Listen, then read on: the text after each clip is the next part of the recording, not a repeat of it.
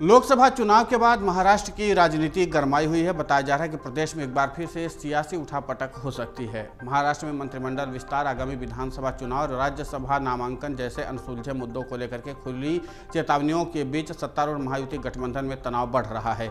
इस बीच महाराष्ट्र के उप मुख्यमंत्री अजित पवार की पत्नी सुनेत्रा पवार को रिक्त राज्यसभा सीट के लिए मनोनीत किए जाने पर राष्ट्रवादी कांग्रेस पार्टी यानी कि एनसीपी में असंतोष की खबरें खुलकर सामने आई। अजित पवार के इस कदम से एनसीपी में असंतोष भड़क गया है। विशेष रूप से वरिष्ठ नेता छगन भुजबल ने नाराजगी व्यक्त की है, जो राज्यसभा सदस्य बनना चाहते थे।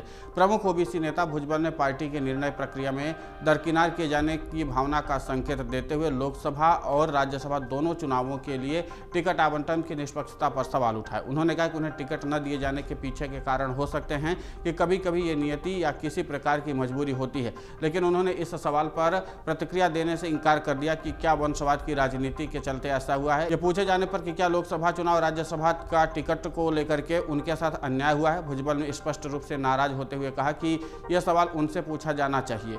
भुजबल ने कहा कि यह सांसद बनने की मेरी इच्छा है, इसलिए मैं नासिक लोकसभा सीट से चुनाव लड़ने के लिए तैयार था। मुझे बताया गया कि दिल्ली में मेरा टिकट तय हो गया, मैंने काम करना शुरू कर दिया था, लेकिन जब मेरे नाम की घोषणा का फैसला 1 महीने तक लटका रहा तो मैंने काम बंद कर दिया, क्योंकि काफ़ी अपमान हो चुका था। नासिक से टिकट अंततः शिवसेना के हेमंत गोडसे को मिला, जो चुनाव में प्रतिद्वंदी शिवसेना यूबीटी के राजा भाऊ वाजे से हार गए।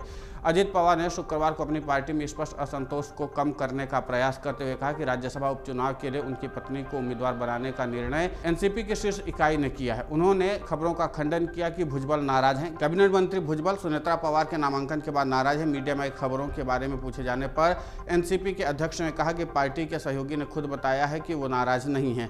अजित पवार ने कहा कि विपक्ष समेत कुछ लोग और हमारे करीबी दोस्त ऐसी खबरें फैला रहे हैं, लेकिन इनमें कोई सच्चाई नहीं है। अजित ने बताया कि जब उनकी पत्नी ने नामांकन पत्र दाखिल किया तो प्रफुल्ल पटेल और भुजबल समेत एनसीपी के प्रमुख नेता मौजूद थे। इन आंतरिक टकरावों के बीच सुनेत्रा पवार ने बारामती से लोकसभा चुनाव में अपनी हालिया हार के बाद आगामी राज्यसभा उपचुनाव के लिए एनसीपी उम्मीदवार के रूप में नामांकन पत्र दाखिल किया। महाराष्ट्र में एक राज्यसभा सीट के लिए उपचुनाव 25 जून को होना है। फरवरी में राज्यसभा सदस्य चुने गए एनसीपी नेता प्रफुल्ल पटेल के इस्तीफे के बाद यह सीट खाली हुई है। हालांकि सुनेत्रा पवार का निर्विरोध चुना जाना तय है, क्योंकि वो एकमात्र उम्मीदवार है। एक अन्य घटनाक्रम में शिवसेना विधायक संजय शिरसाट ने महाराष्ट्र में मंत्रिमंडल विस्तार में देरी को लेकर के भी कड़ी चेतावनी देते हुए कहा कि अगर इस मुद्दे को और लंबा खींचा गया तो इसके गंभीर परिणाम होंगे। शिवसेना प्रमुख एकनाथ शिंदे के नेतृत्व वाली राज्य सरकार को कैबिनेट विस्तार के प्रति सुस्त रवैये के लिए आलोचना का सामना करना पड़ रहा है। जून 2022 में पदभार संभालने के बाद से केवल 2 विस्तार हुए हैं। मंत्री पद के संभावित उम्मीदवार शिरसाट ने मुख्यमंत्री और उप मुख्यमंत्री से आगामी मंत्रिमंडल फेरबदल को लेकर के स्पष्टता दिखाने और गठबंधन में तनाव बढ़ने से रोकने के लिए निर्णायक घोषणा करने की तत्काल आवश्यकता पर जोर दिया है। शिरसाट ने कहा कि हर कोई मंत्री बनना चाहता है, लेकिन कोई भी ऐसा नहीं कहता कि आप इसे लंबे समय तक नहीं खींच सकते। ठोस निर्णय लेने का समय आ गया है। अगर मंत्रिमंडल विस्तार में देरी हुई तो परिणाम बुरे होंगे। गठबंधन सरकार में अनिश्चितता और असंतोष पनप रहा है और महाराष्ट्र का राजनीतिक परिदृश्य चुनौतियों व आंतरिक सत्ता संघर्षों से गुजर रहा है। राज्य के मंत्री अब्दुल सत्तार ने जालना लोकसभा सीट से वरिष्ठ नेता राव साहेब दानवे की हार के लिए एकनाथ शिंदे सरकार से उन्हें निष्कासित करने की मांग करने वाले भाजपा नेताओं पर शुक्रवार को पलटवार किया। सत्तार की विधानसभा सीट सिल्लोड के भाजपा नेताओं ने उनके निष्कासन की मांग करते हुए राज्य के नेतृत्व को पत्र लिखा है। साल 1999 से जालना से सांसद रहे दानवे को 2024 के लोकसभा चुनाव में कांग्रेस के कल्याण काले ने 1 लाख से अधिक मतों से हरा दिया। सत्तार ने भाजपा नेता पर कटाक्ष करते कहा कि अगर दानवे जीतते तो क्या वे श्रेय लेते, लेकिन जब वो हार गए हैं तो मुझे दोष दे रहे हैं। सूत्रों के मुताबिक शरद पवार ने अजित पवार के विधायकों को टारगेट करते उनके खिलाफ मजबूत प्रत्याशी तय किए हैं। अजित गुट के कुछ विधायक फिर से पवार गुट यानी शरद पवार गुट पर लौटना चाहते हैं। लोकसभा चुनाव के नतीजों के बाद अजित की बैठक में 5 विधायक गैरहाजिर भी रहे थे। महाराष्ट्र विधानसभा का कार्यकाल 4 महीने का बचा है। सूत्रों के अनुसार शिंदे या फिर अजित गुट के विधायक तुरंत दल नहीं बदलेंगे, लेकिन वे 4 महीने में सत्ता में रह करके क्षेत्र के लिए बड़ा फंड लेंगे। विधानसभा चुनाव करीब आने पर दल बदल दिखा सकते हैं। वहीं कांग्रेस नेता पृथ्वीराज चव्हाण ने भी कहा कि हम सभी आज महाराष्ट्र की जनता का धन्यवाद करने और सभी के प्रति आभार व्यक्त करने के लिए एक साथ आए हैं। महाराष्ट्र की जनता ने एमबीए उम्मीदवारों को विजयी बनाया है। लोकसभा चुनाव के नतीजों के बाद पहली बार महाराष्ट्र में भारत गठबंधन के नेता मिले हैं। पृथ्वीराज चव्हाण ने आगे कहा कि यह प्रेस कॉन्फ्रेंस जनता का धन्यवाद करने के लिए है।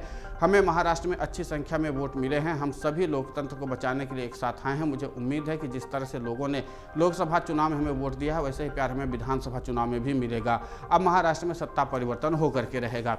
लेकिन इन सब के बीच में महाराष्ट्र में एक जो बहुत महत्वपूर्ण बात निकल कर सामने आती है वो है महायुति में सीट शेयरिंग को लेकर के। अजित पवार गुट ने पहले ही 80 सीटों की डिमांड कर दी है। इसके अलावा शिंदे गुट भी इसी तरीके से डिमांड करेगा। तो जाहिर सी बात है कि फिर बीजेपी को इसके साथ तालमेल बना पाना बेहद मुश्किल होगा। भारतीय जनता पार्टी को इस बार इसलिए भी ज़्यादा बैकफुट पर रहना पड़ेगा क्योंकि यहाँ पर जो है भारतीय जनता पार्टी के भी बहुत ज़्यादा सीट लोकसभा में आई नहीं है और यही हालत अजित पवार गुट की भी है। और सेम इसी कंडीशन में गुजर रहा एकनाथ शिंदे गुट। हर किसी को उम्मीद थी कि यहाँ पर महायुति को ज़्यादा वोट मिलेंगे और इसके नाते से उनका राजनीतिक दबदबा जो है वो महाराष्ट्र के विधानसभा चुनाव में भी देखने को मिलेगा। लेकिन सीट शेयरिंग को लेकर के अब इसी पर पेंच फंसेगा क्योंकि जाहिर सी बात है कि तीनों ही दलों को संतोषजनक सीटें तो मिली नहीं हैं और इसी नाते से महायुति गठबंधन में इस समय अंदरूनी कलह चल रही है जिसकी खबरें लगातार निकलकर सामने आ रही हैं। अगर आप ये वीडियो YouTube पर देख रहे हैं तो हमारे चैनल को सब्सक्राइब करें और बेल आइकन को दबाना ना भूलें। अगर आप Facebook पर ये वीडियो देख रहे हैं तो हमारे पेज को लाइक करें।